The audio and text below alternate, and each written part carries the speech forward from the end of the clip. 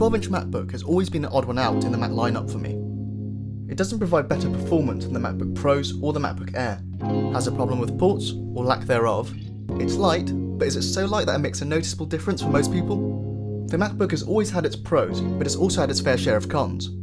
Only in its third iteration in 2017, let's see where Apple is taking the MacBook. On the outside, absolutely nothing has changed across all three generations. Apple has always been very good with build quality, and this holds true with the 2017 MacBook. One of the best builds in its category, full aluminium build, very solid, hardly any flex in something that's so incredibly thin. The razor blade stealth probably comes the closest with build quality. The Asus ZenBook 3, which visually is almost identical to the MacBook in this ultra-portable category, its build quality just doesn't match up. The Huawei MateBook X is probably something that's on par in build quality to the MacBook, but I haven't had the chance to try one out myself, so I can't really say. Dimensions wise, the MacBook is 28cm across, 19.7cm tall, and just 1.31cm thick, even at its thickest point. This thing is insanely thin. The thinness translates into the weight of the MacBook as well, at just under a kilogram, 0.92 kilograms to be exact, and that's around 2 pounds. So, physical features. We have a 12-inch Retina display, above which there's a 480p FaceTime camera. We finally get an upgrade to the second generation butterfly keyboard. We have of course the multi-touch trackpad, and of course the speaker grill that runs along the top of the keyboard. On the left side we have one lonely USB-C port, and on the right we have a 3.5mm headphone jack, as well as two holes for the microphones. Moving on to the specs of the MacBook, we have new 7th generation Intel Core M processors. On the base model we find an Intel Core M3 processor, and this is upgradable to Core i5 and i7 processors.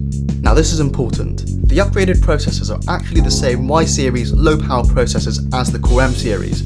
Why it's got the Core I labeling, I'm not sure, but all this really does is confuse the consumer. So for all intents and purposes, you can treat the lineup as Core M3, M5 and M7 processors. So despite the nomenclature, you won't be getting the same performance as you would find in the MacBook Pros.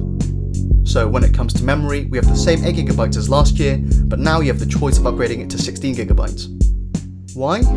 This laptop isn't for intensive tasks with its Core M processors, not to mention that it's fanless, so its thermals shouldn't be subjected to long periods of high operating temperatures. So I question why that 16GB RAM upgrade is available in the first place, but also why anyone would need it, but it does open up some freedom for customization. Graphics wise, nothing to write home about. The 2017 MacBook comes with Intel HD 615 integrated graphics. There's almost no point in mentioning this. The integrated graphics is identical throughout the MacBook lineup, and it can't be upgraded. The PCIe drives have seen a speed increase. Again, this is not huge, but it's definitely noticeable.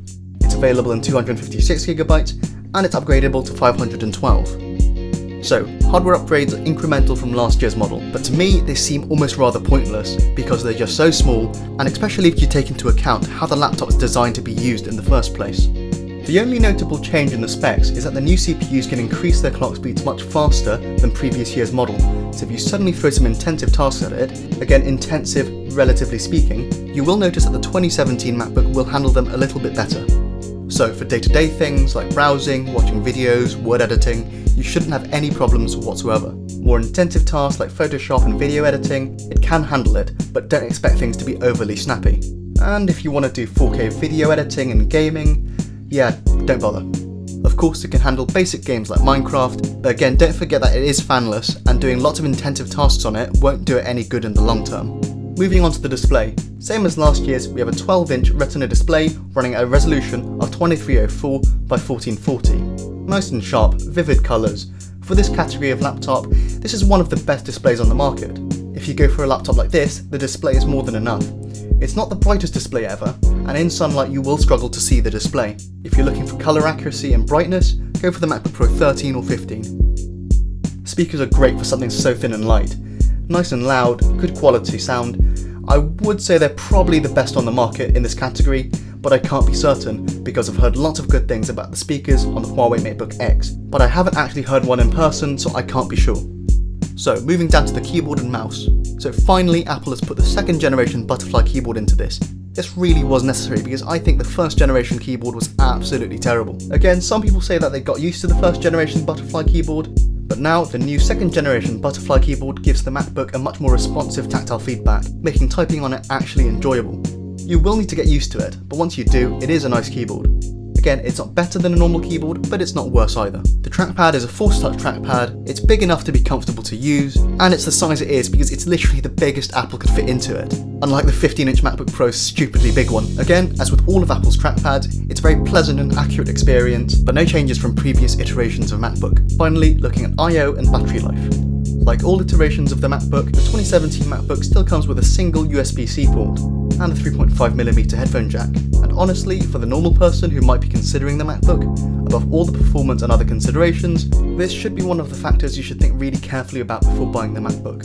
You will need an adapter which will give you a USB-C port to charge with whilst you've got other things connected. Otherwise, some multitasking just can't be done, or at least you can do it, but very tediously. In my opinion, I'd rather sacrifice a 3.5mm headphone jack for another USB-C port. I mean, they did the same thing with the iPhone except with the Lightning connector. The lack of ports isn't a deal breaker, but it's something you'll have to think very seriously about. Other than the problem with the lone USB-C port, USB-C accessories are either expensive or few and far between, but in a few years the market will catch up. When it comes to battery life, for general use like browsing and watching videos on a medium brightness, you can expect 7 to 10 hours of battery life. Turn up the brightness and then you start to lose some battery life. On a higher brightness, you're looking at 4 to 6 hours of battery life. If you use it for something really light on a medium low brightness like Word or Notes, I get around 10 to 14 hours of battery life. Price-wise, the MacBook starts at £1,249, but with upgrades it can go all the way up to £1,864. So, should you consider buying the 2017 MacBook? With the MacBooks, you really need to look at what you need out of a laptop. If you're considering the MacBook, there's a good chance that you're a student.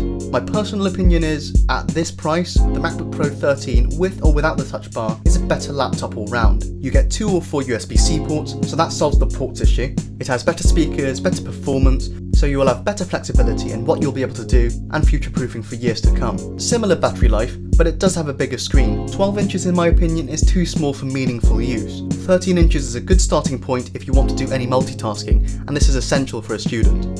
Now, for those students who are worried about portability, I know the 13-inch MacBook Pro is a full pound or 30% heavier than the MacBook, but remember, you will most likely be carrying the laptop in a backpack or the like, and that 1 extra pound you won't even notice. So if you're a student, I would steer you towards the MacBook Pro 13 and the vast array of great Windows laptops out there. And the same would apply to the normal user, it just doesn't make sense. For performance users, stay well clear. It doesn't have the performance to keep up with intensive tasks, the screen is way too small, and there's hardly any connectivity. So this begs the question, who's it for? If you need a laptop that is the most portable thing you can get, and you're willing to sacrifice screen real estate, connectivity, flexibility of use, and performance for that, definitely have a look at the MacBook, but also look at what's out there in the Windows world. The Asus ZenBook 3, the Razer Blade Stealth, and the Huawei MateBook X come with many of the positives of the MacBook, but with fewer of the connectivity and performance drawbacks, so definitely check those out. But as a general rule, Windows normally doesn't match the Mac when it comes to battery life, but some can. And that's our review of the 2017 MacBook. It really is a very niche laptop, but nonetheless it's one of the best in the ultra-portable category. Great battery life, great display, although it is slightly small for most people. Finally, a good keyboard and one of the best speakers in its class. Thanks for watching our review of the 2017 MacBook. Remember to give this video a thumbs up if you liked it and subscribe for more of the latest tech.